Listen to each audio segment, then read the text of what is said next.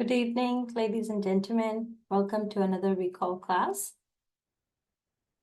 I hope all of you are doing well.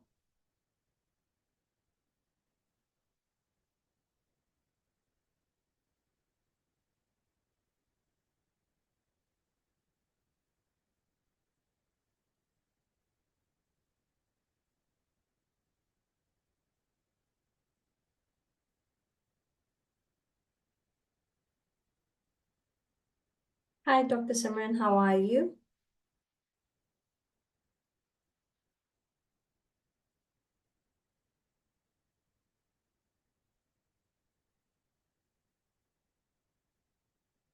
I'm good. Thank you so much. How are you, Dr. Midhead?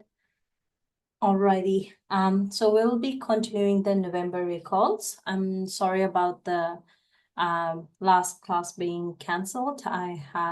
I was remote on call and then I was called into hospital because the person called in sick. There's only 47 participants at the moment, so let's just wait a couple of more minutes so that everyone can join and then we'll start our class today, okay?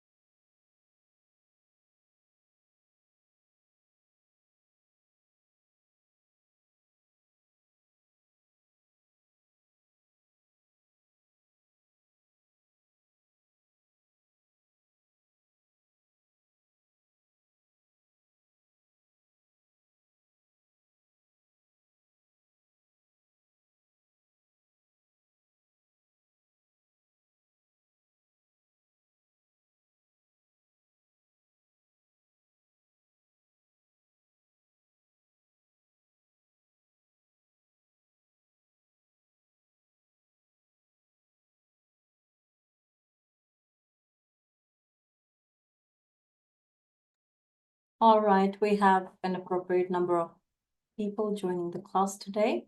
Let's start our class. So we will be continuing the November recall sample question. First question. A pregnant lady with GBS positive on urine culture on 12 weeks of pregnancy. She has been treated with antibiotics at that time. What further action will be required in the pregnancy?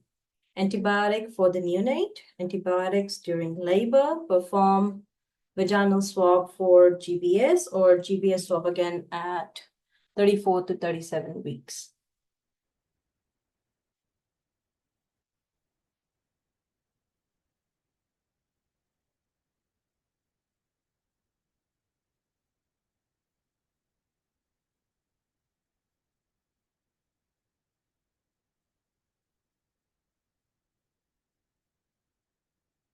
So we are having mixed answers, B and D. We know we don't do antibiotic for neonate unless we know the patient didn't have a GBS swab at all, or if we know that patient had a GBS swab positive at any time during the pregnancy but was not treated. Then we do antibiotic for the neonate. Antibiotics during the labor, this person has been GBS positive. Doesn't matter what time she was positive. If she is positive at 12 weeks, if she is positive at the normal screening time that we do, she will receive antibiotics during or 2 hours before labor. Basically, before the rupture of membrane, we give antibiotics, okay? Performing vaginal swab for GBS and GBS swab again at 34 to 37 weeks. Let me give you a clue here, guys. C and D are almost the same options they have given you. All right. Perform vaginal swab for GBS. One option. And then they're saying again, GBS swab again at 34, 37 weeks. If you see something like that in your exam, that means that those options are not correct. Okay. Once a patient who has become GBS positive at any time during her pregnancy, whether it was detected on a urine culture, whether it was a previous pregnancy, whether they have become positive at 34, 37 weeks, we treat them with antibiotics. So here, the correct option will be option B. Is it clear, guys? They have repeated the answer, the options twice. They have given you two options with vaginal swabs. If something like that happens during your exam, try to pick a more broader answer. So here they have said perform vaginal swab for GBS, and then they're saying again in option D, GBS swab again at 34, 37 weeks. Usually if a patient becomes GBS positive on urine, we don't repeat the patient's GBS swab at 34, 37 weeks. We don't need to repeat because this patient, once GBS positive in pregnancy at any time during a urine culture MCS, that patient will be treated with antibiotics at the time she was diagnosed with it, and she will receive antibiotics. Why we do the screening? What's the purpose of doing the screening? To picking out the high-risk pregnancies, right? Once you have a GBS positive on a urine culture in earlier part of the pregnancy, there is no point in repeating the test again, because doesn't matter whether the test is positive or negative, this person has been infected, has been colonized, so that means that we will give her antibiotics. Yes, if in previous pregnancy she was GBS positive, then yes, we will repeat it in the next pregnancy as well. And yes, we will give this patient antibiotics as well. To decrease, why we give GBS? To decrease the risk of neonatal sepsis. Why do we do GBS? To decrease the risk of neonatal sepsis. And number two, we need to decrease the risk of endometritis or postpartum complications in the females, chorioamnionitis and stuff like that. Okay. Intrapartum antibiotic prophylaxis is only effective in the prevention of early onset GBS infection, not the late onset one. CDC or FDA, ETG here recommends universal screening, rectovaginal culture between 35, 37 weeks. We all know that.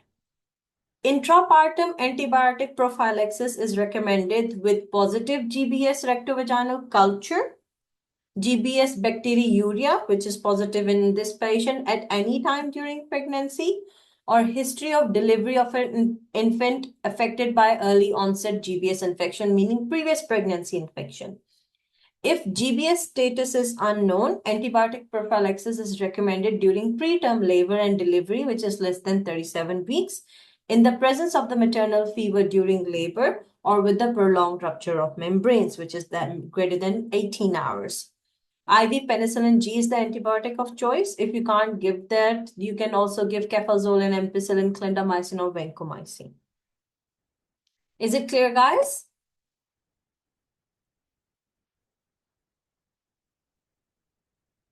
It's usually before rupture of membranes, Dr. Shabir. It could be early part of the pregnancy itself. Oh, sorry, early part of the labor itself, not during the delivery. The mother is pushing and you're giving her antibiotics. It doesn't happen like that. When before the rupture of membrane, she's contracting, you can start the patient on antibiotics.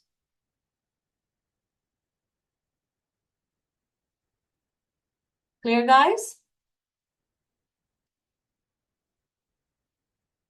Okay, next question. A schoolgirl came with her mother for abdominal pain.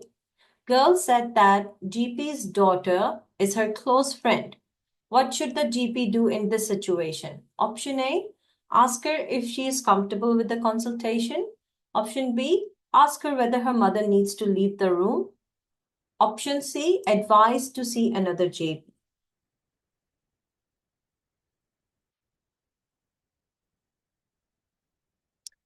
If the mother is positive with the GBS on urine MCS, then it's recommended to treat for 7 to 10 days with oral antibiotics. If she is septic, then she will require admission with IV antibiotics.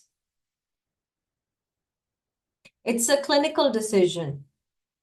If it's a cystitis or bacteriuria, asymptomatic, usually 7 days. If it's a cystitis, 5 to 7 days. If it's clinical pyelonephritis, 7 to 14 days.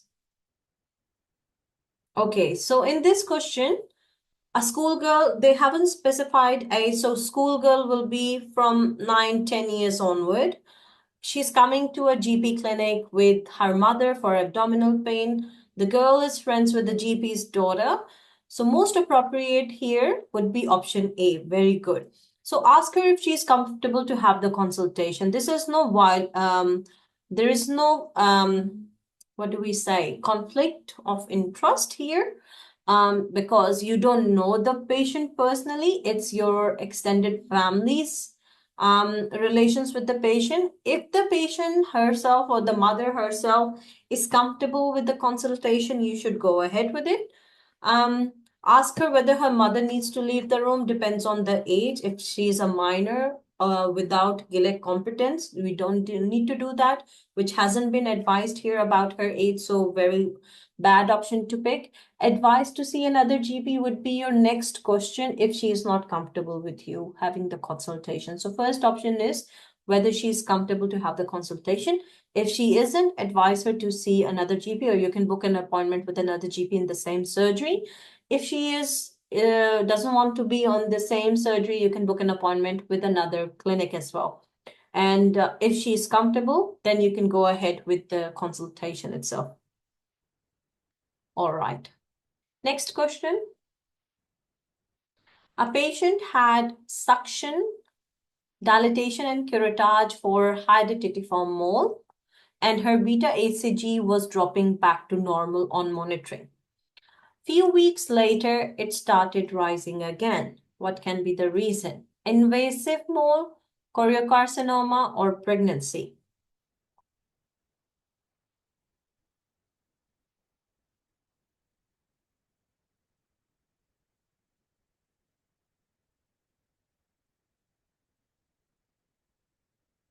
Very good. The first thing we need to rule out is pregnancy. Hydatidiform mole, even though what advice do you know? Do you guys know what advice we should give to the patient after hydatidiform mole for not having pregnancy? How long they should not be trying for pregnancy? Do you know how long? No pregnancy for 12 months. So this is something that can happen if the patient is not following advice. So if the beta ECG started rising, rule out pregnancy first. Number two, what is the other thing that you want to rule out if the pregnancy is ruled out? For example, what can be the reason if pregnancy, let me just amend the question. If pregnancy is ruled out. Very good. Your answer will change. We need to look for choriocarcinoma. Most of the time, the monitoring after the hydatidiform mole with the beta-HCG is done for several reasons. After counseling the patient regarding the pregnancy, still they can get pregnant if they are on contraception, even through that, because no contraception is 100% other than the bilateral tubal ligation. So we need to advise them about pregnancy, and we need to advise them about choriocarcinoma as well, because hydatidiform mole increases the risk of the patient getting choriocarcinoma. That's why we do the beta-HCG monitoring. We rule out pregnancy and we try to see whether it's coming down and it's not going up for choriocarcinoma. So here, if the pregnancy is ruled out, we will go for choriocarcinoma. Very good.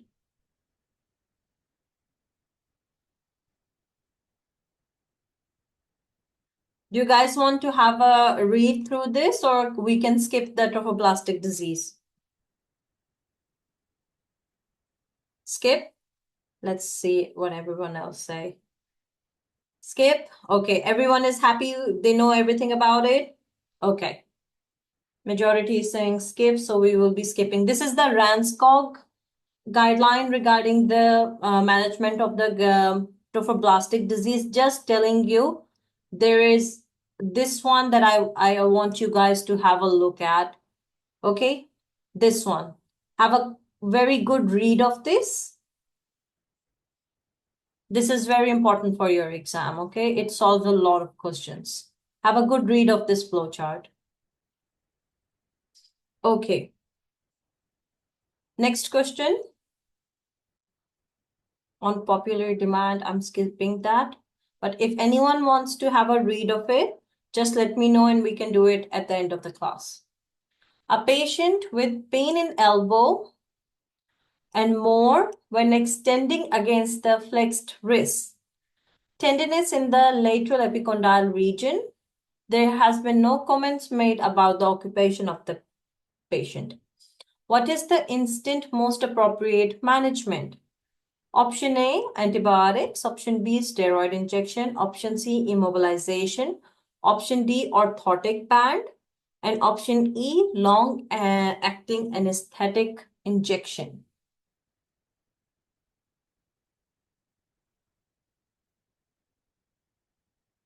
So they are talking about lateral epicondylitis. For lateral epicondylitis, we usually give a orthotic band. Very good. So analgesia or an orthotic band and physiotherapy. We don't immobilize. We give a orthotic band, which is a band just above your elbow that helps to reduce pain when you're using your arm, because you can't immobilize the wrist movement. You're going to be using your hand. We don't immobilize, but we do give an orthotic band that helps to lessen the strain on the lateral epicondyle region of insertion of the extensor muscles.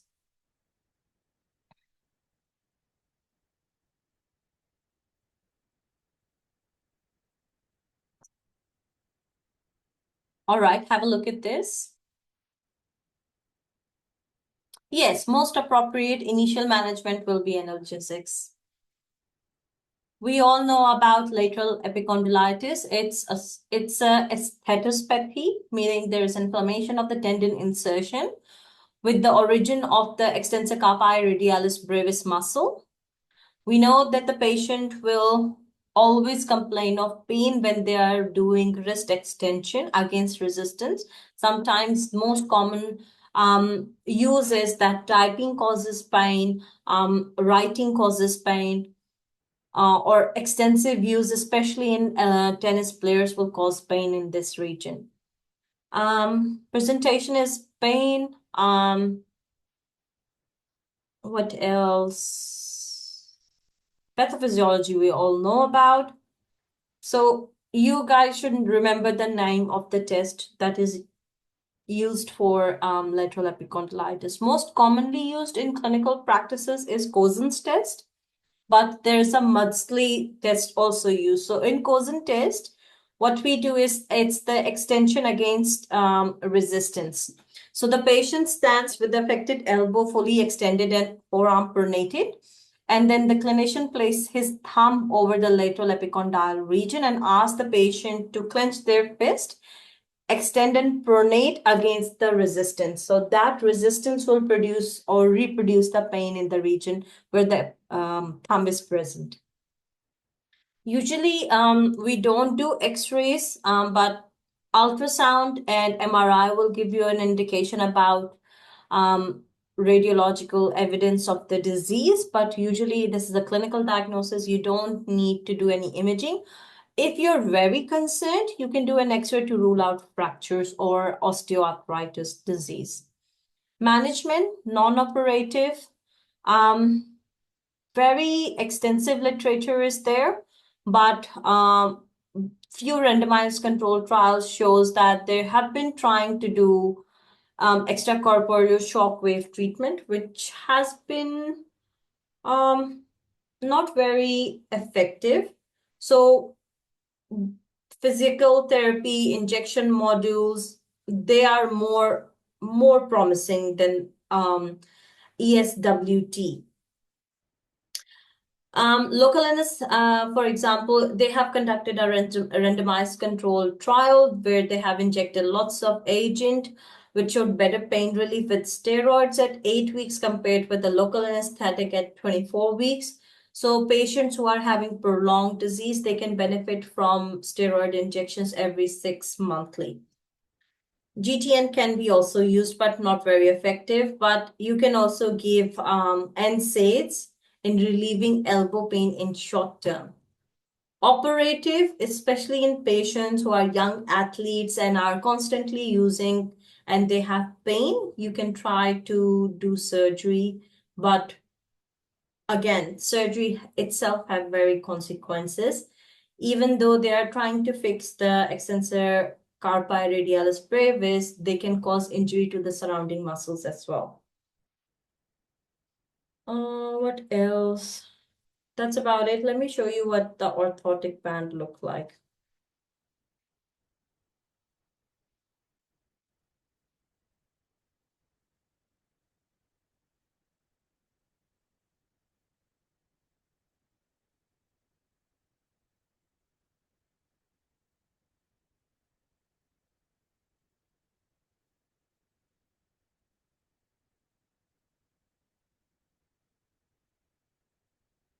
This is the band. This is how they wear it. And it helps a lot with pain management. Rather than taking lots and lots of NSAIDs, this helps a lot. Because this does not ask you to limit the or immobilize the joint itself. It helps to keep on doing the activity, but a controlled activity. This helps to minimize the pain after the pain.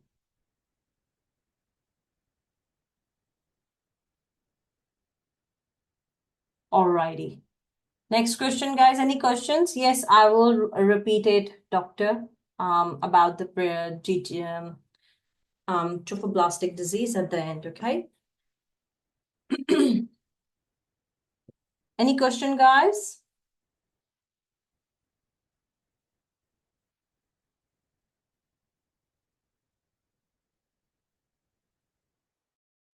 Okay. A patient is coming with fever, headache, mild neck stiffness, clinical findings within the range. You have done a lumbar puncture and CSF findings shows that the pressure is normal, protein is normal, glucose is normal, there is very few red blood cells, and white cell count is 90 and the culture is negative for anything. What do you want to do from management perspective? Give the patient cefotexime, give penicillin, gentamicin IV, or give supportive or symptomatic management. Very good. So we all know these are the findings of viral meningitis and viral meningitis. Supportive symptomatic management is done, or you can give antivirals if you know what kind of virus it is.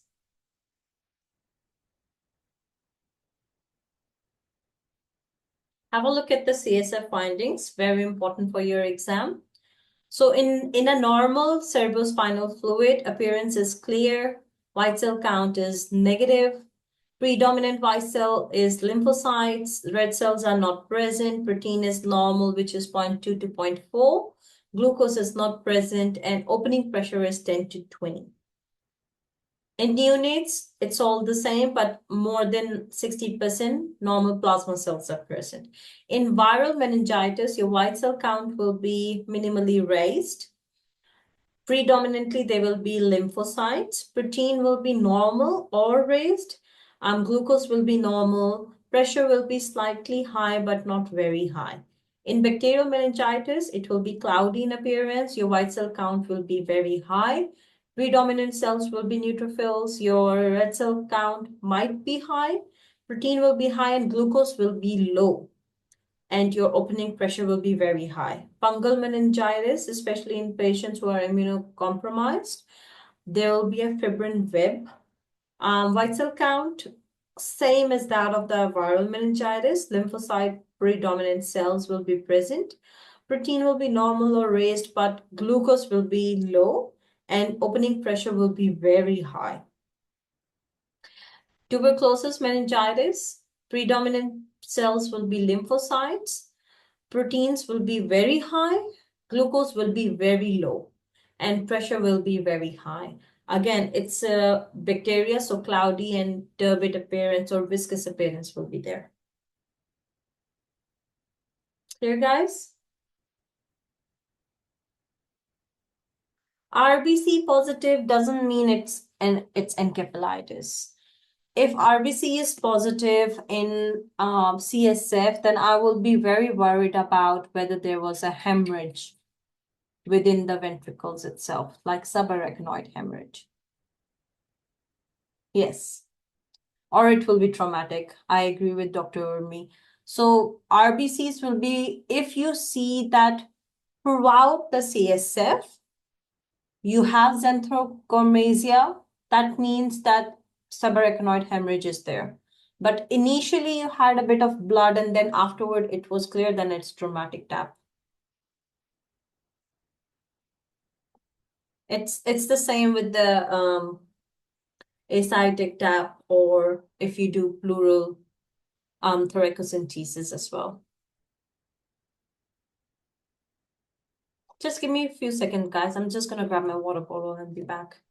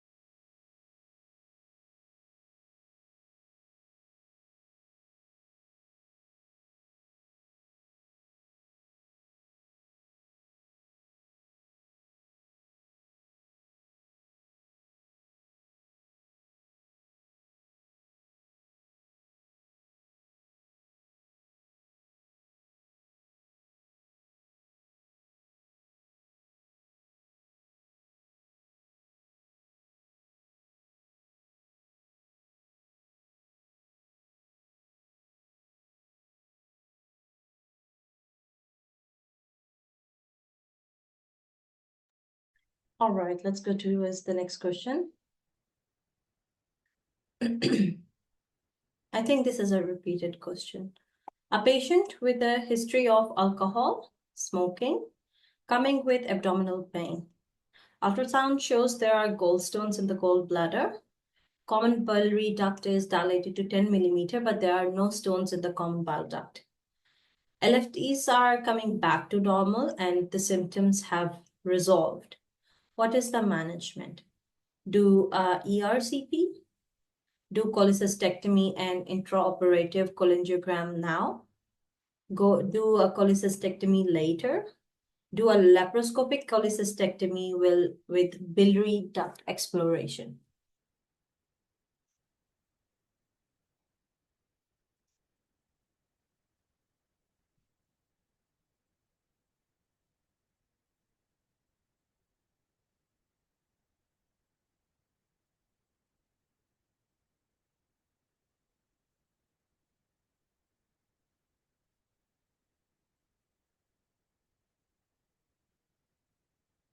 All right, so majority are saying that we do a laparoscopic cholecystectomy with biliary duct exploration, which is the right answer. Now, because there is no stones in the common bile duct slash the LFTs are coming back to normal, they are not persisting or getting worse, and there are no signs of cholangitis, we will not do ERCP. This is biliary colic. Patient is having biliary colic, so we need to do and the common bile duct is dilated with the biliary colic. So most common approach towards a biliary colic is we take out the gallbladder and we do an intra-operative biliary duct exploration just to figure out why the CBD is dilated. Best approach is laparoscopic. We don't do an open surgery. ERCP is done in patients who are having acute cholangitis, patients who have choledocholithiasis, okay? Or gallstone pancreatitis. So this is just for you, for your information. If liver function tests are normal, this will be done at elective because the patient's pain is resolved and patient's liver function tests are improving. It will be a day surgery. It will not be an emergency surgery. If liver function tests are normal and bilirubin is normal with the common bile duct dilation and gallstones, we do a lap chole with intraoperative cholangiogram / exploration. This is the same thing. If the liver function tests are abnormal and there is common bile duct dilation with gallstones, then we do MRCP to rule out choledocholithiasis. And if choledocholithiasis is present, then we do ERCP. Otherwise, we do lap chole. Is it clear, guys?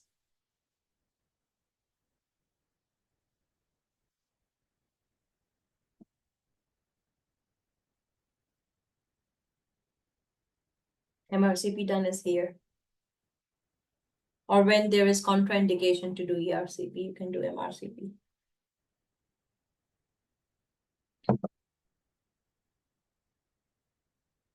ERCP is diagnostic and therapeutic. MRCP is just diagnostic. If the stones are present in the common bile duct, then you can do it. Here they are saying if liver function tests are abnormal with the common bile duct dilation and gallstones, they're not saying that the gallstones are present within the common bile duct, gallstones within the gallbladder, then MRCP to rule out. If you are confirmed that there is common bile duct with stones inside, then you do ERCP. You don't need to do MRCP just to rule it out. If ultrasound is convincing enough that your common bile duct is dilated and there is a radiological evidence or patient is developing acute cholangitis, you don't do MRCP. You straight away do ERCP. Clear, guys?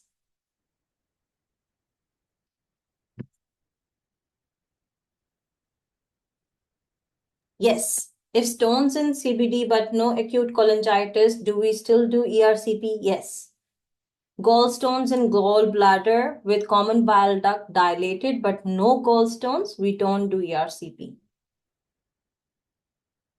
Yes, in choledocholithiasis, you will get cholestasis picture of the liver function test.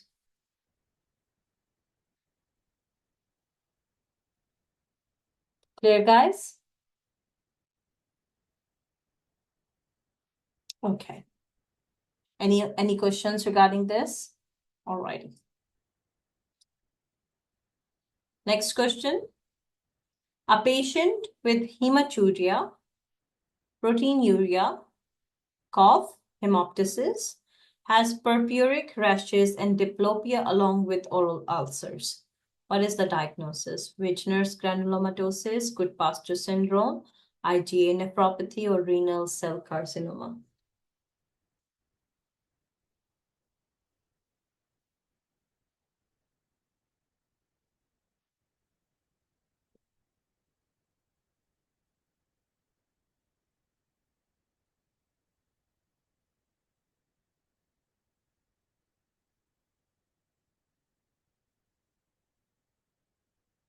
Alrighty. So this is vaginal granulomatosis. If a patient is coming with um, hematuria, hemoptysis, purpuric rash, and oral ulcers, always think of vaginal granulomatosis. Goodpasture syndrome will not have purpuric rashes, diplopia, oral ulcers. They will have hemoptysis and hematuria, kidney and lung involvement because of the anti-glomerular basement membrane antibodies. This is vaginal granulomatosis. IgA nephropathy, patient will present with hematuria and hypertension. Renal cell carcinoma in males, they usually present with chronic low back pain, weight loss, night sweats, anemia. And if it's a left-sided renal cell carcinoma, they can also present with varicocele as well and lymphadenopathy as well. Clear, guys? I am never able to remember this, but this is just for your information. So, vaginal granulomatosis, it's a ANCA vasculitis. It can affect skin, joints, kidneys, lungs, heart, neurological symptoms, and your eye as well. Can cause otitis, vestibular, auditory, neuritis, and nerve injury. It can affect your glottis region, causing subglottis stenosis. It can cause endobronchial stenosis. In your heart, it can cause inflammation of all of the layers of the heart. In your eye, it can cause inflammation. It's basically inflammation of every part of the body. So it can cause inflammation in your lung, leading to upper respiratory and lower respiratory tract symptoms like rhinitis, sinusitis, septal perforation, saddle nose, nasal ulcers. These are the upper respiratory tract symptoms. In your lower respiratory tract symptoms, you will have cough, dry, shortness of breath. Patient can have pulmonary infiltrates, nodules, pleurisy symptoms, chest pain. And your kidneys will be inflamed, so you will have glomerulonephritis. Your muscles will be inflamed, leading to myalgias. Your joints will be inflamed, leading to arthritis and arthralgias, and there will be peripheral neuropathy as well, and skin lesions as well. So ANCA, usually cytoplasmic pattern with the NTPR3 antibodies. It's a triad of upper respiratory tract, granuloma, pulmonary nodules, and glomerulonephritis. That is very uh, that's a very good way of summarizing all of the symptoms, that it can affect every part of the body and cause inflammation, but most commonly presenting symptoms are kidney symptoms and lung symptoms, and upper respiratory lung symptoms and lower respiratory lung symptoms as well. Renal cell carcinoma usually presents with low back pain, weight loss, and night sweats. If you have a renal cell carcinoma of the left side in males, it will present with varicocele as well.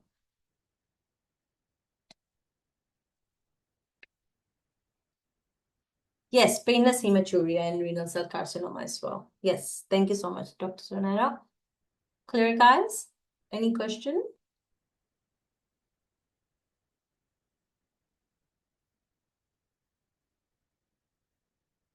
All right, let's move on. A patient is presenting to you with a painful left axillary lump of 1 centimeter. Recently had a COVID vaccine and have mild swelling and erythema on the left arm. Also have history of breast cancer on the right side 10 years ago. So meaning patient is in remission. Otherwise, normal findings. What is the diagnosis most likely? Hidradenitis suppurativa, reactive lymphadenitis, metastatic deposit, or lymphoma.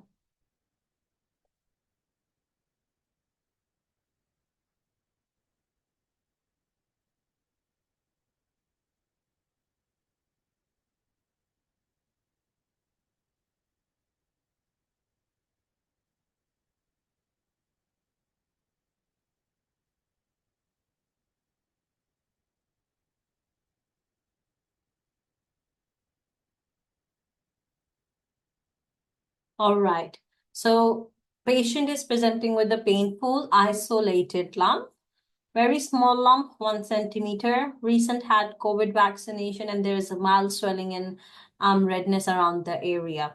History of breast cancer, but is in remission. So most likely because of the recent COVID vaccine administration, patient can have reactive lymphadenitis. Very, very common after COVID, any kind of vaccination in which is intramuscular. It's very common to get reactive lymphadenitis.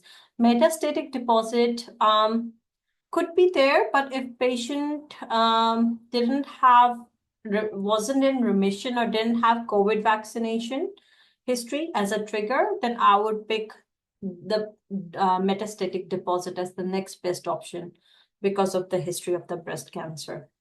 Hidradenitis suppurativa, it's not an isolated lump.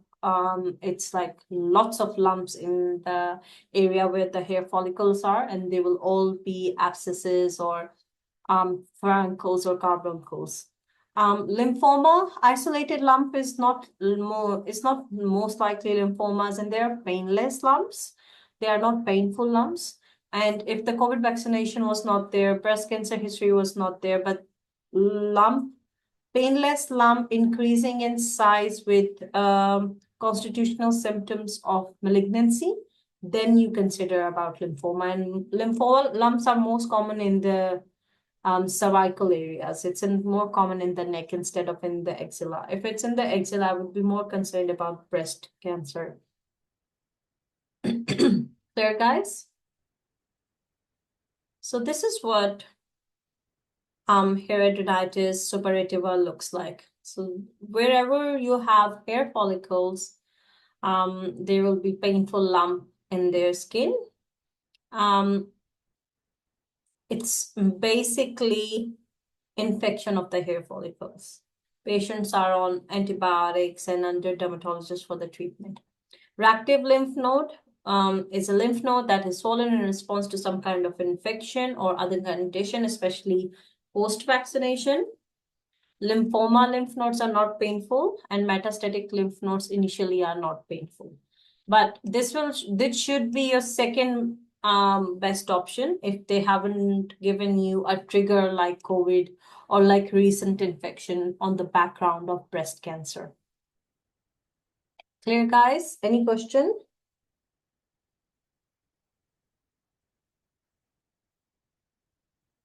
All right.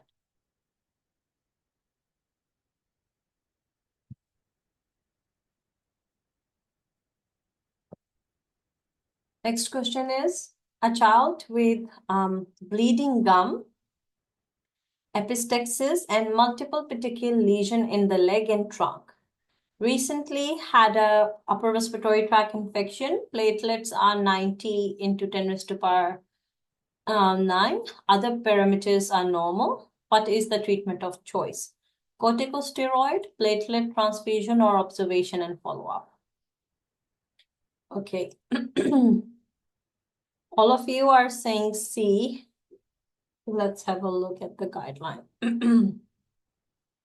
What does Royal College of Physician and Surgeon tell us to do?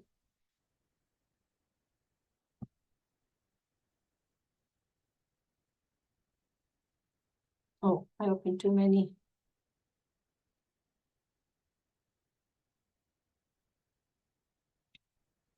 Okay, we all know this is ITP, which is immune thrombocytopenic purpura. It's an isolated low platelet count of less than 100 in an otherwise well child with a normal full blood count and film. Other causes of petechial purpura you need to rule out. Decision to treat should be based on clinical symptoms and not the platelet count. Okay, so let's see when we need to treat the patient. If the patient has petechia and bruises, there is painless oral petechia and purpura, blood crusting in nares, but not active bleeding. Oh, sorry. You don't need to treat it. Outpatient follow-up with the patient. You repeat the full blood count and review in 1 week. So you just observe the patient. If there is epistaxis or hematuria or hematochezia or painful oral purpura with significant menorrhagia, so active bleeding, often requires hospital admission, should be reviewed by hematologist. Patient should be given oral prednisolone. If poor response, can be given IVIG as well. If active bleeding is there, you need to control the bleeding with oral tranexamic acid or IV tranexamic acid, or manage the heavy menstrual bleeding with tranexamic acid and mefenamic acid. Tranexamic acid must not be used if hematuria is present. If you are suspecting internal hemorrhage, like in brain, lungs, muscle, joints, or mucosal bleeding that requires immediate intervention and it's not being controlled by above mentioned measures, then you need to give IVIG combined with steroids, or you need to give patient platelet transfusion, and you need to give patient IV tranexamic acid. And if there's internal bleeding, surgical intervention is required urgently. Okay? Now you look at your question and please tell me the answer. Child is coming with bleeding gum, epistaxis, multiple petechial lesions in leg and trunk. Recently had an upper respiratory tract infection. Platelet 19 to 10^9. Other parameters are normal. What is the treatment of choice? Very good. We'll start with steroids. This is the moderate group. Very good. So your symptoms will tell you about the treatment, not the platelet count. The platelet count should be isolated thrombocytopenia. You need to make sure of that. If patient is bleeding, but not severely bleeding, and there is a bleeding from the mucosal surfaces, especially like epistaxis, hematuria, menorrhagia, then you can start the patient on oral steroids, or if the patient is not responsive, IVIG. But if there is internal bleeding, and it's not being controlled despite being on, or sometimes they can say, oh, patient was on steroids, have internal bleeding now, what to do? Then you start the patient on IV steroids, IVIG, you give platelet transfusions, and urgent surgical intervention is required. Clear, guys?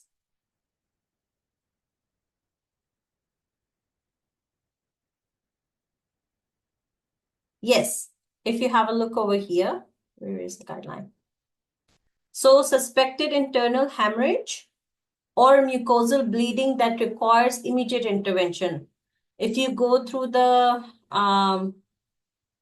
content, they will say the patients who have had these but not bleeding is not controlled, then combine IVIG with the methylprednisolone for 3 days, platelet transfusion, continuous if required, IV tranexamic acid, and urgent surgical intervention. So you need to do all of these. Combine the IVIG and IV steroids, do the platelet transfusion, give tranexamic acid IV, and urgent surgical intervention.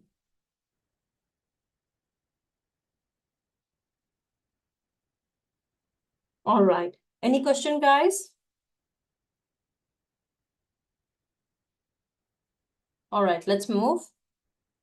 A mother came with child for vaccination, complains she has sleep disturbance due to frequent crying of baby, and husband is not supportive at all. Despite this, she can do work and interact with colleagues as usual. What is the initial step in management? Send a nurse for home assessment, refer to Marshall Relationship Council, or sleep hygiene and partner support.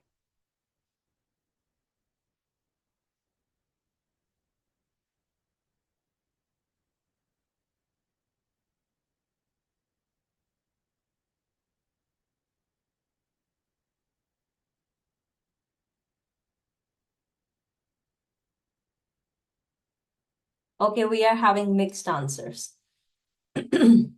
Mother is coming with, so this is a new mother who's coming with the newborn. She complains she has sleep disturbance because of the frequent crying of the baby. Husband is not helping. She is otherwise functioning well. She can do the work. She can interact with the colleague. There is no concern for postnatal blues or depression here. Send a nurse to home for assessment. It's not usually the first step we do for a patient who is coming with sleep problems or postnatal blues problems or depression problems. We don't send a nurse to home for assessment. Usually after the baby is born, there is an initial nurse visit and then a doctor's visit at 6 weeks' time. Marital relationship counseling is not required. Sleep hygiene, we need to focus on the patient. We need to speak to the patient about sleep hygiene, and then you can counsel the patient about this partner support. Okay? How you can do that is, if you send the patient to marital relationship counseling, you're just getting rid of this patient instead of actually helping the patient out with her problems. Partner support is a kind of counseling that is done in GP setting, where if a patient is having problem, for example, this mom is having problem because the husband is not cooperating, what we can do is we can ask the husband to come on the next visit, and then we can, instead of picking out that, oh, you're not supporting and you're not doing this, we can counsel them about sleep hygiene with the new baby on board. Are you guys getting what I'm trying to say? Look, what we usually, in my opinion, I would select C better, because in this way I will be able to assess the husband as well. Nurses usually come initially when the mom and baby are discharged from the hospital. Then in 2 weeks' time, then the nursing staff comes to assess the patient. And then the patient has a visit with the doctor in 6 weeks' time.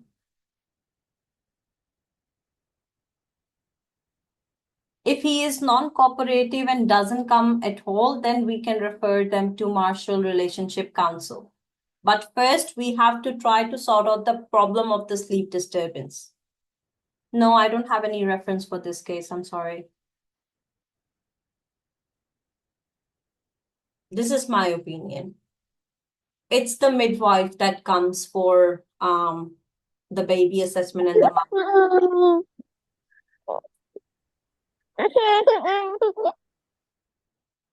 We had a baby crying just now.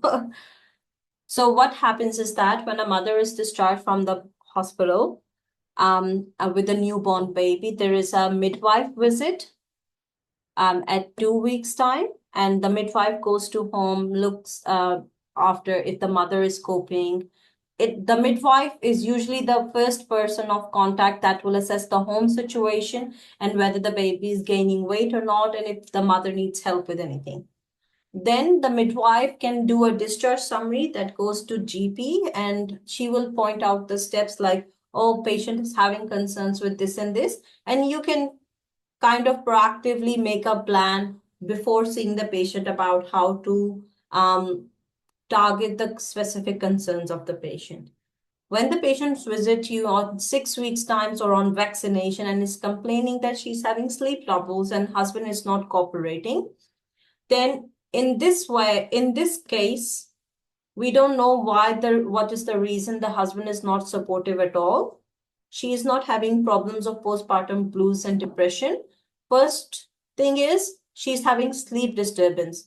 Counsel her regarding the sleep hygiene, and then we can do the partner support as well. This is my opinion. Okay, guys? If the mentors are having conflict between, especially ethics question, we can always ask Dr. Arshan to give us his insight as well, because he's much more experienced than us, obviously. Okay, so there is a question. Mother of 6-month-old only sleep 2 to 3 hours a day. Father alcoholic, doesn't care what to do. Yes, that will be community nurse visit. I would agree. So the question here is this one. Oops. Just give me 1 second. I'm going to post the question that was discussed previously in another one.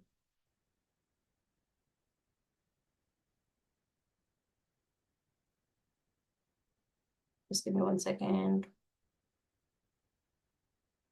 So this was the question discussed by the previous mentor. Is this the one? are you guys talking about? Partner support program or partner support counseling is what the GPs do. If the spouses are having trouble and they come to their GP, you can help them to sort it out before sending them to a counselor. Sometimes people can't afford counselors and they are not covered by Medicare. So GPs are the first doctors to help you sort this kind of things out. In here, I would definitely pick this one because the dad is an alcoholic.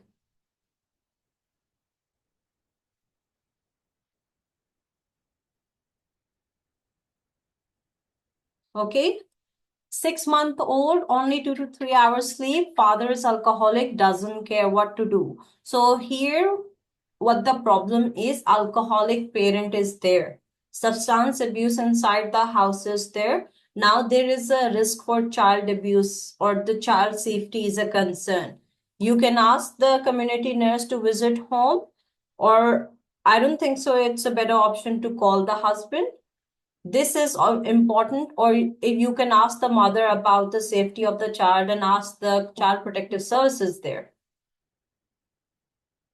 Non-cooperative, oh, for example, Dr. Siddha, if I'm your husband and the baby's crying, I'm not helping out and I'm playing on the mobile phone or I'm just doing my work, this is non-cooperative husband. I'm not being cooperative to you in taking care of the baby, even though that is my child as well. I'm one of the parents.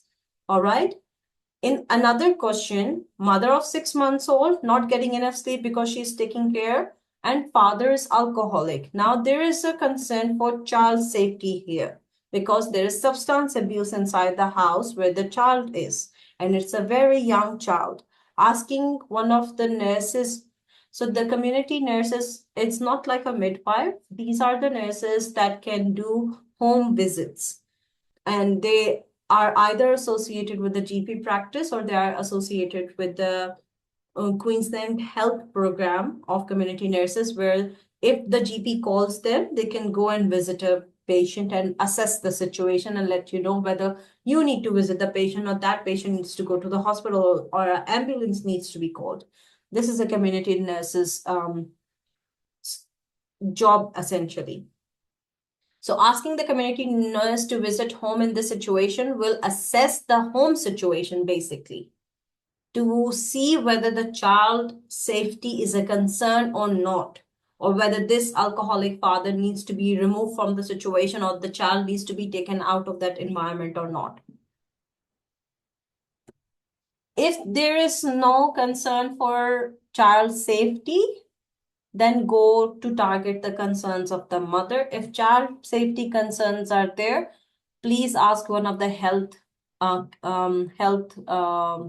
care worker to contact the said home. I would not even ask the community nurse to visit home. I will ask the child protective services to go and have a look in this case, because the alcoholic father can also compromise the safety of my staff. So I will always send people with more experience in this regard. All right. Let's do 2 more questions and then we can go on a 10-minute break. Patient is coming with abdominal pain after taking ibuprofen for 4 weeks. He's a smoker as well, drinks 2 glasses of wine per day. He's febrile, there's abdominal rigidity and guarding, pulse is high, liver function test and lipase are normal. What is your diagnosis? Very easy question. Acute pancreatitis, acute cholecystitis, or peptic ulcer perforation. So we all know a patient who is having abdominal rigidity and guarding with abnormal vital signs, especially tachycardia, tachypnea, hypotension. Higher suspicion of peritonitis or perforation should be there.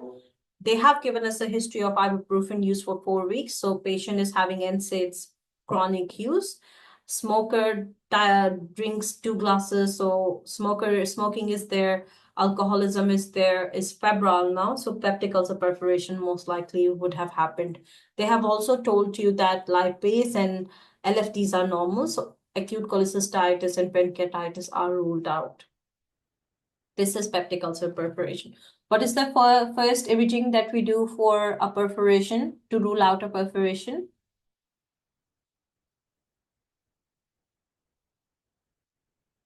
Erect X-ray, not just X-ray, guys.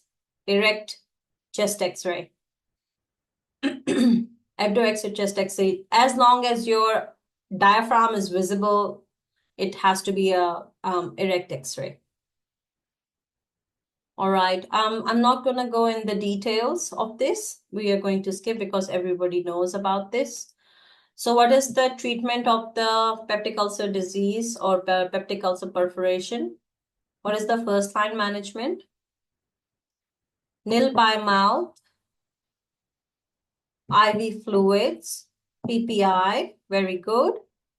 Nil by mouth, IV fluids, PPI, and then laparoscopic laparoscopic laparotomy.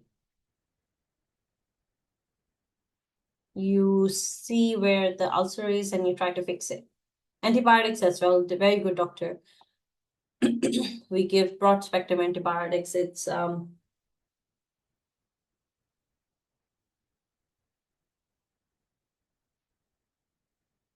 should be an erect X-ray. Chest, as long as the diaphragm is visible, it's fine. It can be a chest X-ray, it can be an abdominal X-ray. As long as the diaphragm is visible, it needs to be an erect X-ray. Otherwise, you won't be able to see any air under diaphragm. The next thing that you can do is a CT scan with contrast. Okay.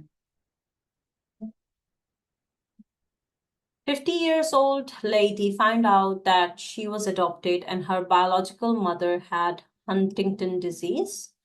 She is requesting for genetic screening. What is the best next step? Tell her disease is unlikely at this age or refer to genetic counseling. So we all know any patient who is above 18 is requesting for a genetic screening. We refer them to genetic counseling first, and then they can organize genetic screening and see whether the patient is, whether they can have the screening on Medicare. Okay, basically free of cost. They have to see the eligible criteria. So this is the genetic screening counseling. It's done by a separate group of people. You guys can have a look over here. Let's take a 10 minutes break and then we can be back and we'll finish this recall session. Okay, guys, 10 minutes.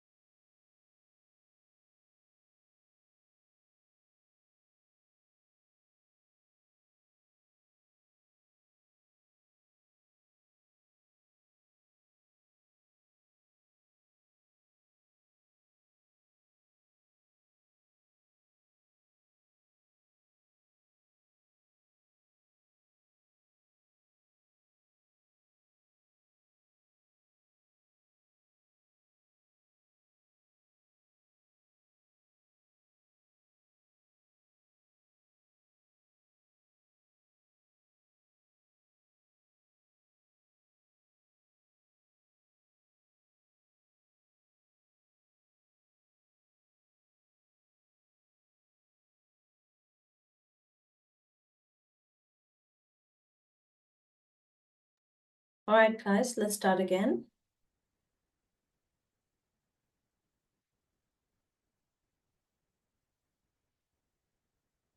Are you guys able to see the screen?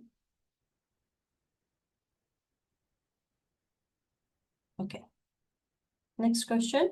A mother is coming with 12-year-old child requesting screening for familial hypercholesterolemia, as her father recently got diagnosed to have that, and there are other members of the family with the premature heart disease.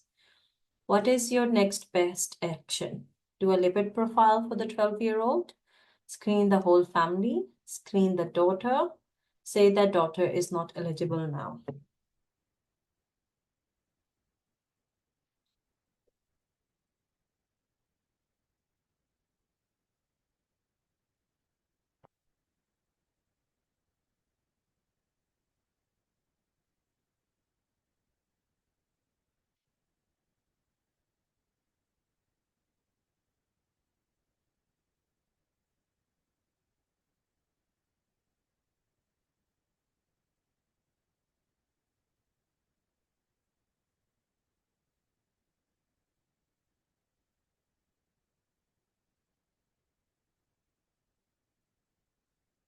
Okay, have a look at this, guys.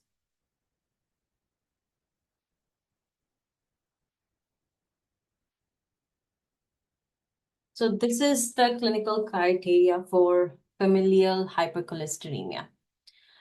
Your first degree relative has a premature coronary artery disease or vascular disease, or a relative is having LDL level above 95th percentile. It has 1 point.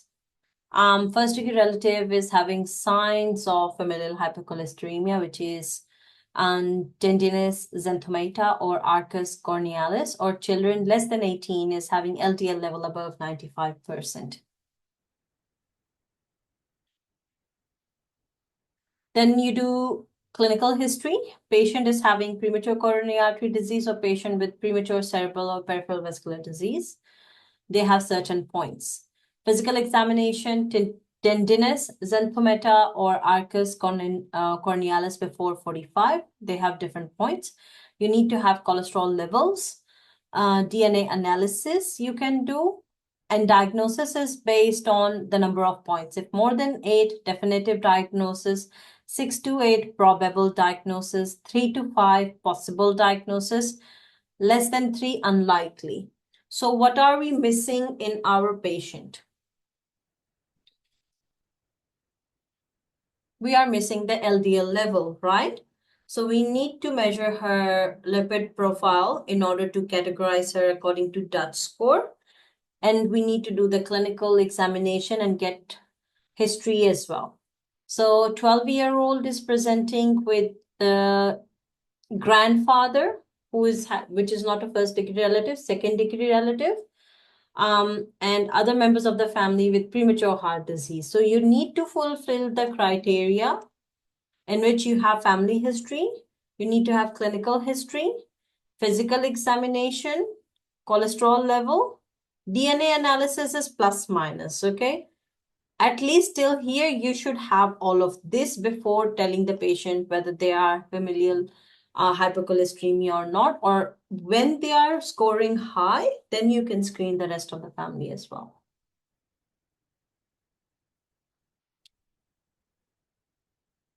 Even if it is the child's father who has been recently diagnosed, you still need evidence, clinical biochemistry evidence, right? Even if there is a first degree relative, you do need the familial history, you do need clinical history, you need physical examination evidence, present or not, and then you need a lipid profile. So we will do lipid profile, and then if the patient is scoring high for possible and probable one, familial hypercholesterolemia, try to screen the whole family as well. You need to do the scoring system. It's called Dutch Lipid Clinic Network Diagnostic Criteria for Familial Hypercholesterolemia. Clear, guys? It's raining a lot here. We are having a thunderstorm right now. All right. Is it clear? Any question?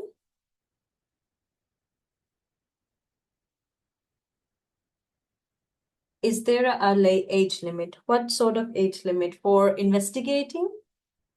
If there is concerns, then you can investigate in an early age as well. Familial hypercholesterolemia will present in an early age. Young population. Doesn't say anything about the age. How early? It's an opportunistic screening. So if you think that the patient has history and has red flags for familial hypercholesteremia, then you do it early. But in child, I have no idea how early you can do. But if the mother, for example, if any one of the family is an adult, you can do the screening. Children less than 18 years of age, you can do screening as well. But you need to have the red flags in those children's family, like first degree relative with a known premature coronary artery disease or LDL more than 95. And then you have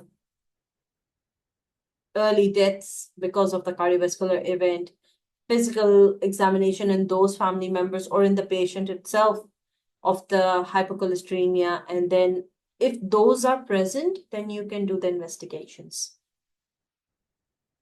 in less than 18 years old as well.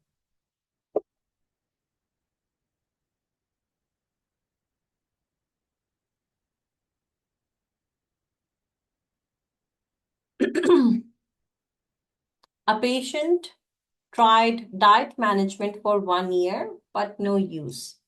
BMI 32, no other issue. What do you want to do next? Number one, refer to a dietitian. Number two, graduated exercise program. C, metformin. D, bariatric surgery. So BMI of 32 doesn't qualify for bariatric surgery at all. Can qualify for metformin. You have already tried the diet. Now the next thing is you try diet with exercise.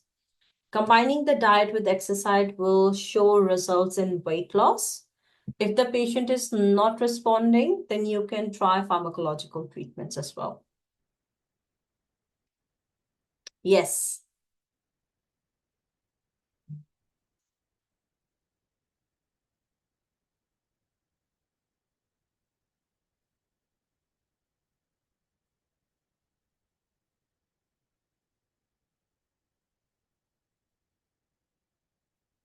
Have a look over here.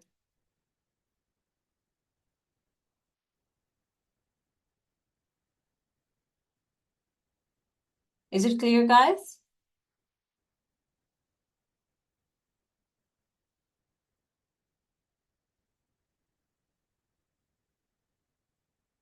This is how the obesity is managed. Zoom, zoom.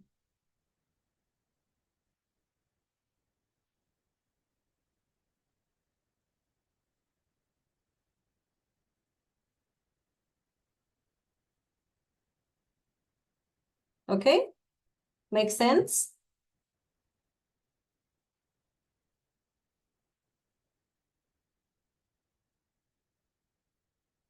All right. Next question. Sorry, let me just close this up. This is a very easy one. X-ray of a child who swallowed the coin. Coin is present in the upper part of the esophagus. Child is presenting with dysphagia symptoms. What is the management? You observe, do endoscopy urgently, or do serial X-rays? Symptoms of dysphagia. What do you do? Urgent endoscopy.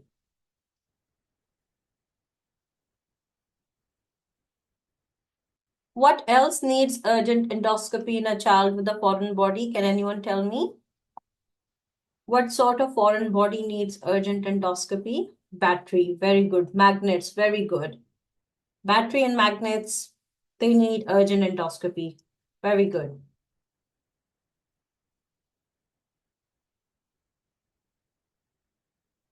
Foreign body,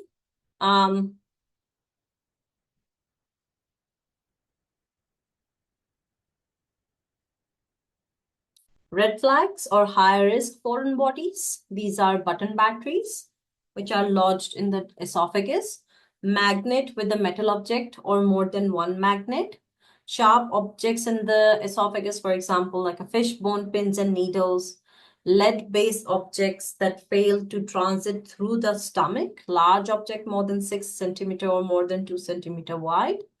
Expendable foreign bodies like polymers or water beads, especially multi-component objects like toys with different parts, objects that is impacted in the oropharynx. They all are the red flags and require urgent ENT or endoscopic removal. Airway compromise, also one of the indications in drooling, abrasion, ulceration.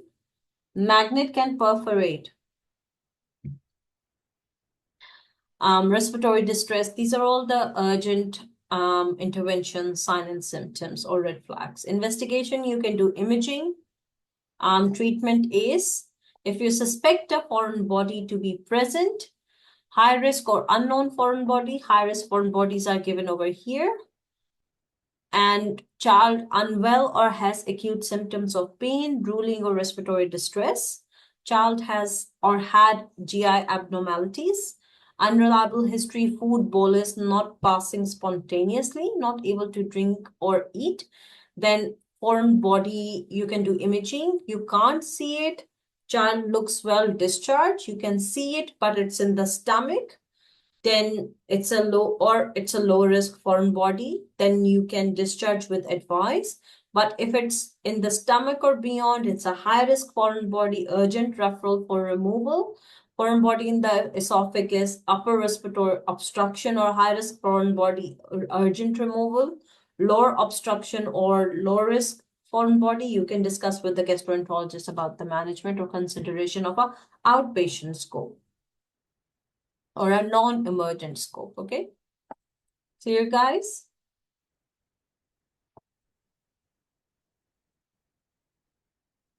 Any questions? Okay. Next question. It's a term pregnancy. Lady is coming to you with regular contractions, but her liquor is meconium stained. CTG shows that the baby's heart rate is 110. Baseline is 8. There are no decelerations. Accelerations present, cervical dilatation 3 centimeter. What next? Augment labor, emergency cesarean, or continuous CTG monitoring.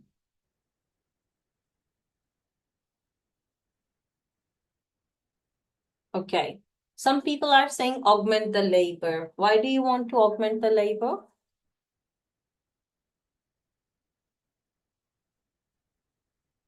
There is no sign of fetal distress other than meconium stained liquor. If CTG shows with the meconium stained liquor that there is signs of fetal distress, go for emergency cesarean. Have a look over here, guys.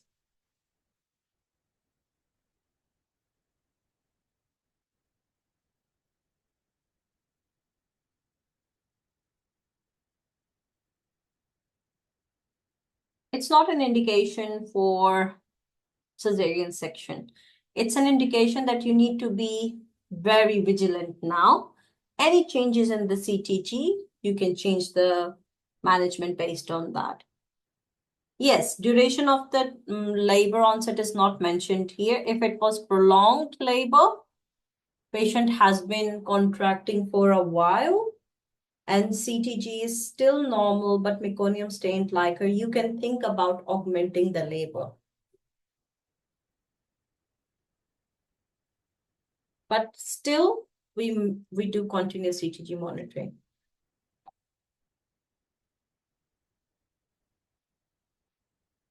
Clear?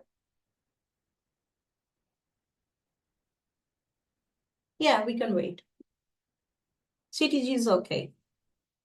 We can wait. We can wait for nature to take its course. If after certain time there is no progress of labor, Yes, you can augment the labor after discussing with the patient. Okay. 37-year-old lady presented with amenorrhea, no other symptoms. Examination is normal, had normal vaginal delivery last year, and secondary PPH of 900 mils due to retained cotyledon, which is retained product of conception.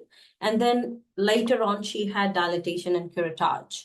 Reason for her amenorrhea is which of the following? Option A, pituitary necrosis. Option B, intrauterine adhesion. Or option C, premature menopause. So this patient is having Asherman syndrome, which is intrauterine adhesions. Can anyone tell me what happens when there is massive PPH and patient presents with amenorrhea later on but didn't have any intrauterine instrumentation done? And patient can't lactate. Very good. Sheehan syndrome, pituitary apoplexy. Two things, Sheehan syndrome and Asherman syndrome, you need to remember about what is what. Okay. Oh, we can stay. Okay.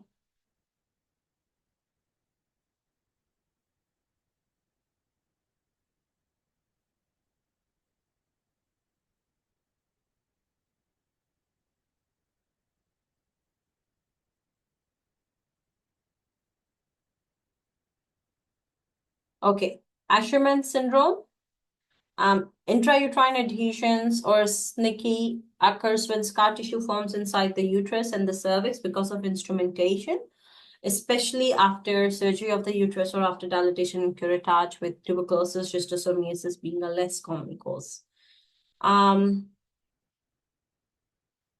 History, patients with Asherman syndrome may present with light or absent menstrual period. Some can have normal periods based on the surface area of the cavity that is affected. Pain may indicate endometrial buildup that is occurring during the cycles. Adhesion can present as recent miscarriages or infertility due to deficient endometrium or poor vascularization as well. So for the treatment is that adenolysis is basically the treatment. That's about it. And then Sheehan syndrome is when there's anterior pituitary gland is damaged due to significant blood loss. Clinically, this happens after delivery when there is a massive PPH and there is reduced blood supply leading to pituitary apoplexy. And then it leads to hypopituitarism, which is basically you can't have lactation, you can't have periods, you can't have stress hormones, hypothyroidism happens. So patient can present with fatigue, bradycardia, hypertension, weight gain, constipation, amenorrhea, leukomenorrhea, hot flashes, decreased sex drive, unable to lactate or agalactorrhea, hypoglycemia, hyponatremia, and anemia. Okay? In Sheehan syndrome, you replace all of the hormones. It's basically a hormone replacement therapy happening. Clear, guys? Any question?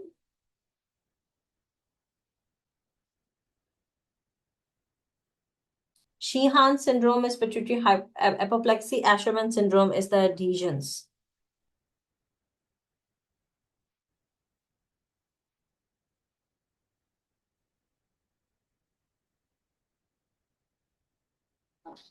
What are the drivers? Yeah.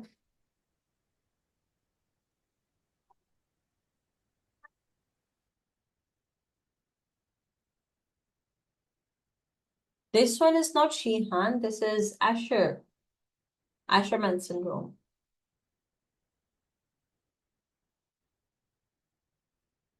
See? Guys, can you please mute yourself?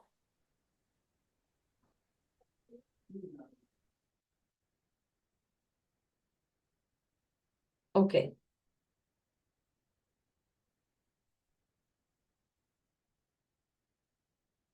14-year-old kid Knee pain, difficult to walk. X-ray left shows slipped epiphysis. What is the most appropriate management?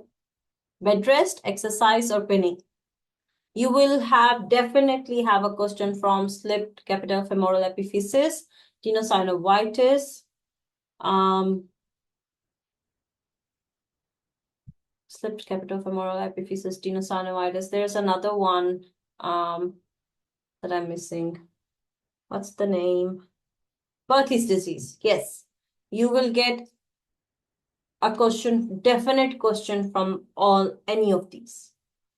Developmental dysplasia of the hip, yes, sometimes, but definitely from Perthes, tenosynovitis, or slipped capital femoral epiphysis, septic arthritis, you will definitely get a question or two from there.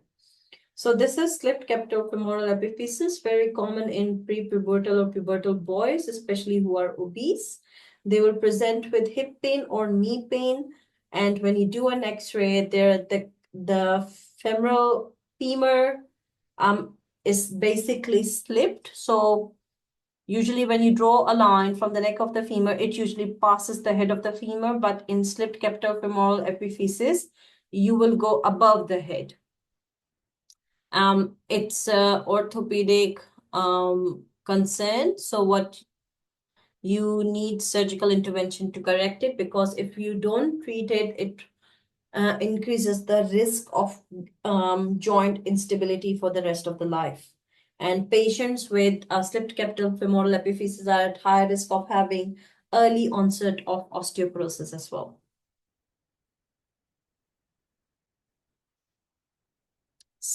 SCOFI, you can study from orthobullets if you like, or you can study from JM. Both have same information. No, there is no bilateral SCOFI in the X-ray. It was unilateral. Okay.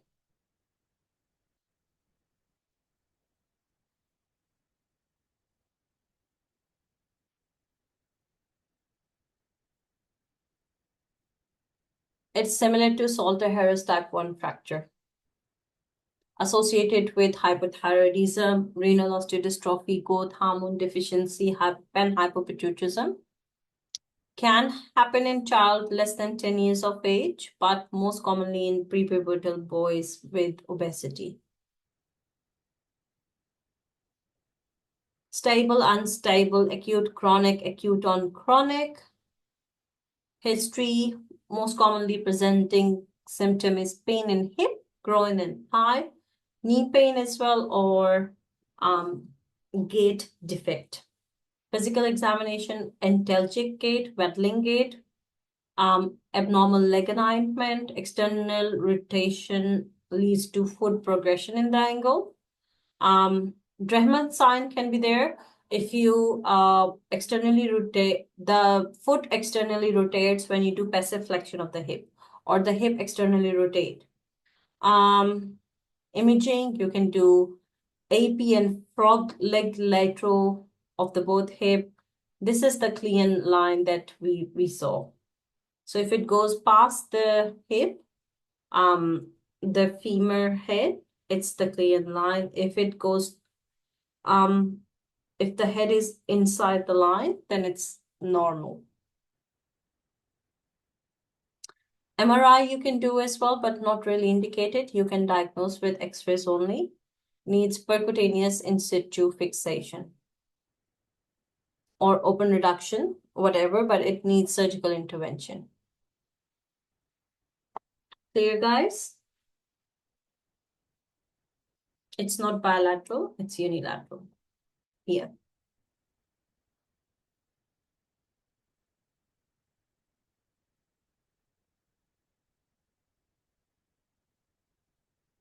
Okay, next question. Motor vehicle accident, 6 centimeter fracture and laceration in the leg. Which of the following is the initial step of management? X-ray, antibiotics, wound debridement, tetanus toxoid, or wound lavage?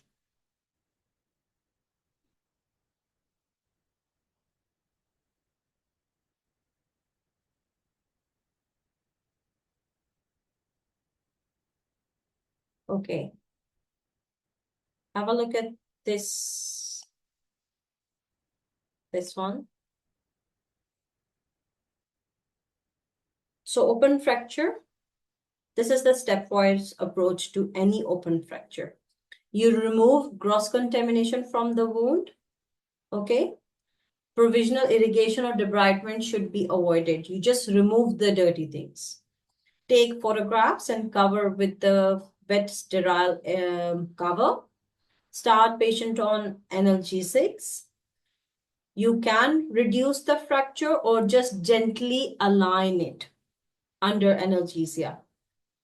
IV antibiotics, tetanus prophylaxis, then X-rays, and then orthopedic urgent referral for operation for surgical wound debridement and definitive treatment of the fracture.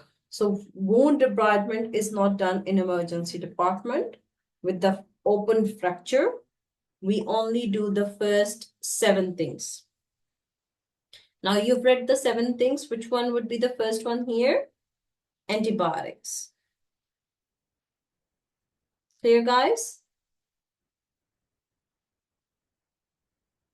Is it clear? So this is the stepwise approach. Always remember that. Take a picture, Dr. Noor. This is the stepwise approach. It is confusing, but always remember. So for example, if there is a open fracture, remove any gross contamination, take pictures, start giving analgesia, IV antibiotics, tetanus, X-ray, and then wound debridement in fixation with the orthopedic surgeon.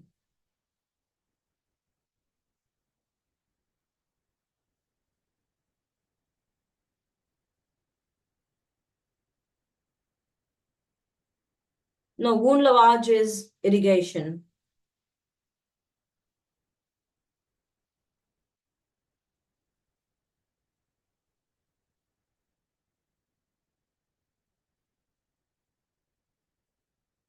No, we won't do. Provisional irrigation or debridement should be avoided. We don't do wound irrigation in emergency department. Try to remove everything from it. Gross contamination remove, analgesia, photographing, antibiotics, tetanus, X-rays, and then you can send him to OT for wound debridement, lavaging, fixation. Oh, if the patient has compartment syndrome, you do fasciotomy then and there. B is the answer. Initial management, they have asked.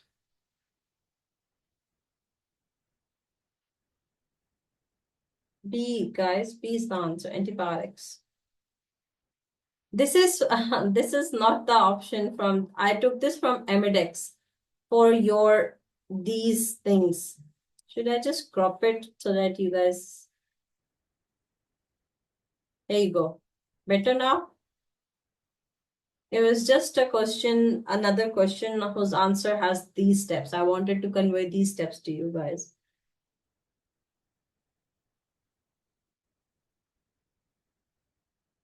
Okay, next question. We only have 15 minutes left. Let's do this quickly. A patient is presenting with dyspnea. Full blood count shows hemoglobin of 60, platelets 80, white cell count is normal, MCV is slightly raised, liver function test is normal, but blood film show teardrop cells. Which one will give you further diagnosis? Direct womb test, CT scan of the abdomen, serum electrophoresis, ultrasound, we don't know where to do the ultrasound, or bone marrow biopsy.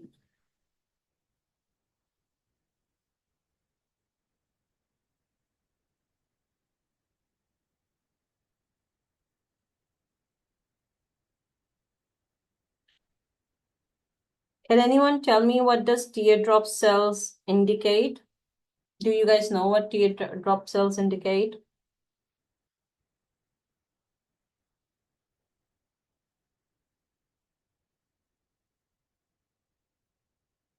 Do you guys know when teardrop cells happen on So teardrops, red cells, it reflects altered bone marrow architecture, basically. Myelofibrosis. So if you have a myelofibrosis, what would you do? What is the thing that will give you the diagnosis? You will do bone marrow biopsy, right? So direct comb test, it's not going to give you answer unless you're thinking of hemolytic anemia, right? You don't have evidence for hemolytic anemia here. Hemoglobin is low, platelet is low, white cell count is normal, MCV 110, LFT is normal. They have not given you any information about hemolytic anemia, so you don't do Combs test. CT abdomen or any kind of imaging, what are you looking for? Are you looking for cancer? What sort of cancer? What sort of cancer has teardrop cells? Myelofibrosis, metaplastic neoplasia of the bone marrow. Serum electrophoresis, we usually do for thalassemia or multiple myeloma. Multiple myeloma doesn't have teardrop cells.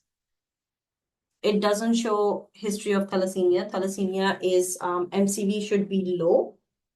So our answer is bone marrow biopsy because teardrop cells indicate architectural change in the bone marrow or myelofibrosis, basically. So definitive diagnosis can be done with bone marrow biopsy. Have a read of this article if it's not clear to you, but you guys should be aware of what is the indication for teardrop cells in your blood film. A history of MI. Patient is on aspirin, coming in for a routine checkup. Examination is normal. Found that cholesterol is high, 5.5. What is the most appropriate action? Very easy question. Start ACE inhibitors or just ACE. Didn't even say inhibitors. Add clopidogrel or add a statin. So we will start any patient who had a MI, doesn't matter normal cholesterol level or not, always start them on simvastatin because MI did happen because of the atherosclerotic block.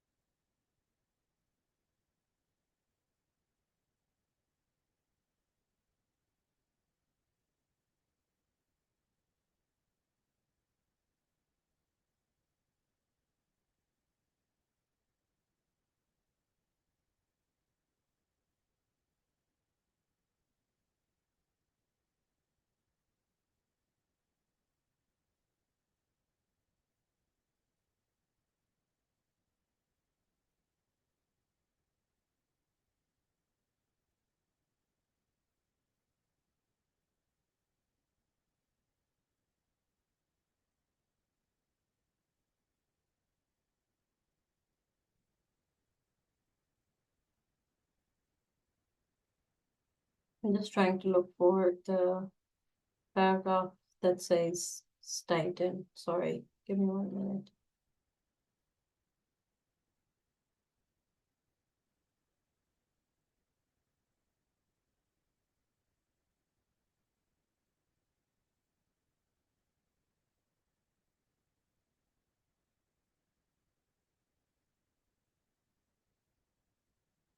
This one.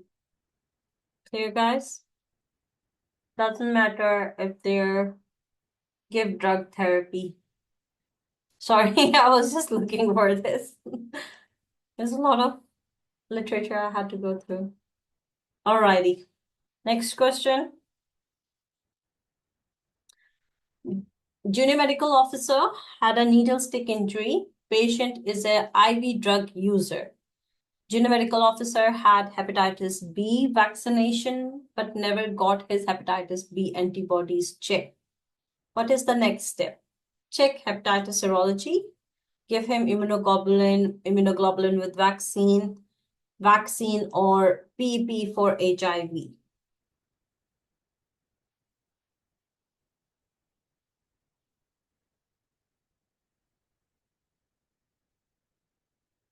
Yes, check the serology. Good.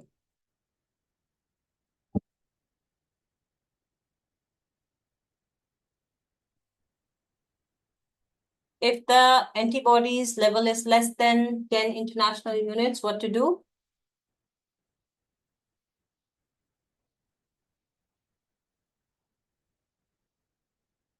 Yep, immunoglobulin and vaccination. If more than 10, you don't need to do anything. Okay, next question.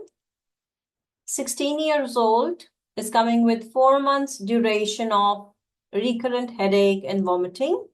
Mother was diagnosed with brain tumor at 60 years of age and uncle had an aneurysmal rupture. What is the most appropriate management? So chronic headache history, vomiting, recurrent headache, high risk history. Follow up and observe, MRI brain, CT brain, or reassure.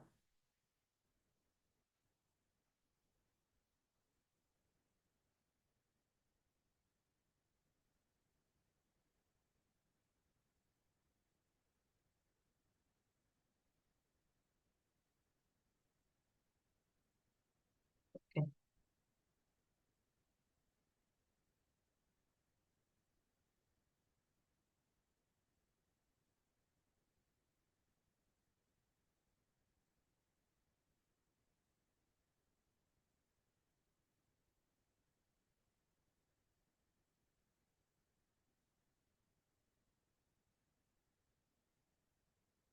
Oh, where did I open it?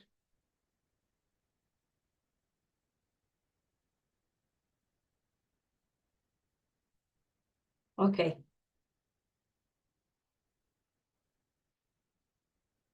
Headaches in kids and adolescents. Very common presentation. Most of the time it's benign, but you need to develop a pattern and see whether this needs imaging or not. Assessment, we know what kind of headache, Socrates of headaches you need to do. Acute, recurrent, chronic, non-progressive, mixed type. Imaging. You can do CT scan or MRI. Okay. Indications, acute headache, worse headache, chronic progressive, focal neurological symptoms, papilloedema, abnormal eye movement, hemiparesis ectasia, abnormal reflexes, neurocutaneous syndrome, headaches with vomiting on awakening, unwavering headaches. They require imaging. And the first imaging in not a very young child, you is 16-year-old, you can definitely do a CT scan. Very young child, try not to do a CT scan. MRI will be good.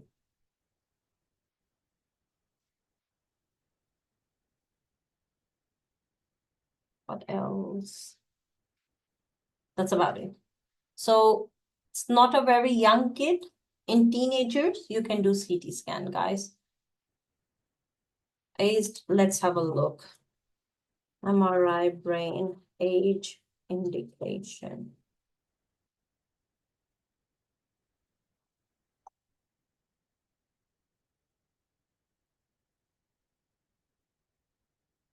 Ten or less.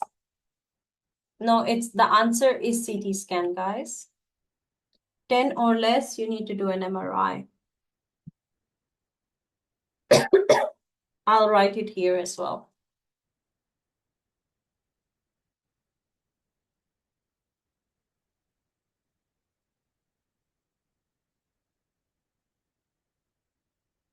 Not contraindicated. Teenagers can tolerate it. It's not readily available, Dr. Urmi, but 10 or less can't tolerate the radiation exposure is very high. 10 or less, it's what they said on Radiopedia anyway. But 16 or above, or in teenagers, basically, they say it's okay to do CT brain as a first imaging for headache. Let me have a look as well. Imaging for head.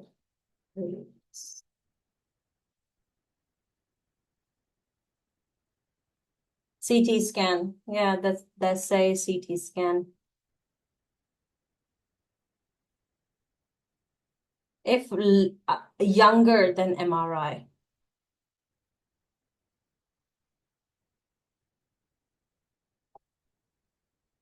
Okay, Next question. Vaginal spotting, 6 weeks gestational period, coming with abdominal pain, vomiting to emergency. What is the feature if present escalates the management? Abdominal tenderness, shoulder tip pain, or guarding? What is shoulder tip pain indicating, guys? Very good. Ectopic, ruptured ectopic, not just ectopic, ruptured ectopic. Good. Irregular cycles, last menstrual period 3 months ago comes with severe vomiting to emergency. After initial resuscitation, what is the next step? Antibiotics, ultrasound, or beta HCG? We need to rule out ectopic, so we will do beta HCG first after initial resuscitation. Very good.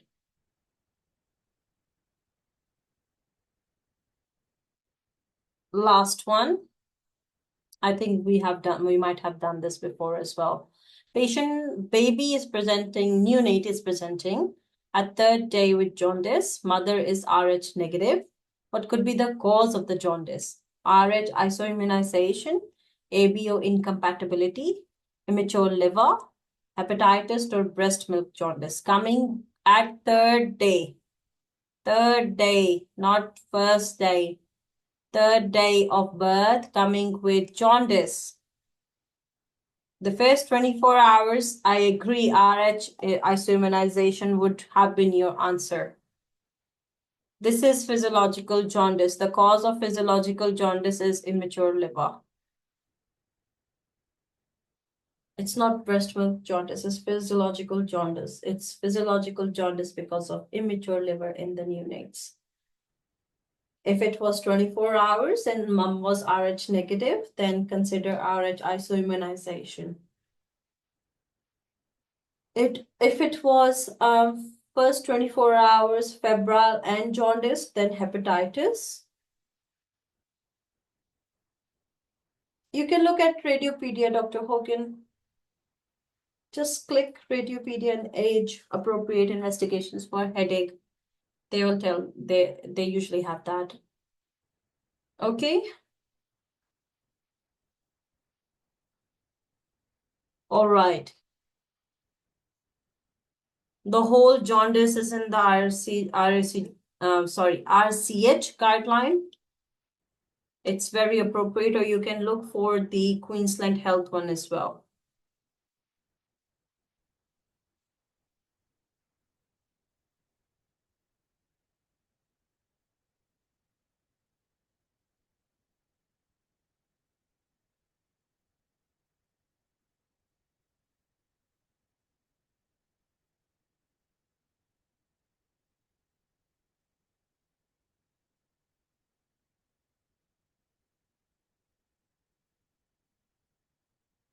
So early onset, less than 24 hours is pathological, could be sepsis, hemolysis by isoimmunization, G6PD, hereditary spherocytosis, hemorrhage, or blood extravasation like hematoma. 24 to 14 is physiological because of the immature liver, could be because of dehydration, insufficient feeding, could be sepsis, hemolysis, breast milk jaundice, bruising, and birth trauma as well. Prolonged jaundice, more than 2 weeks persisting, is caused by sepsis, hemolysis, dehydration, breast milk, hypothyroidism. Conjugated hyperbilirubinemia is neonatal hepatitis, biliary atresia, metabolic, or drugs associated with it. We know the assessment. We check for the bilirubin level. We do a normogram and then do phototherapy and exchange transfusion based on that.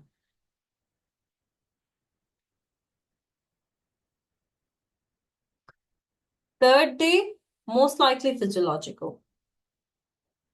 Third day, if you have a look, physiological jaundice, most commonly physiological.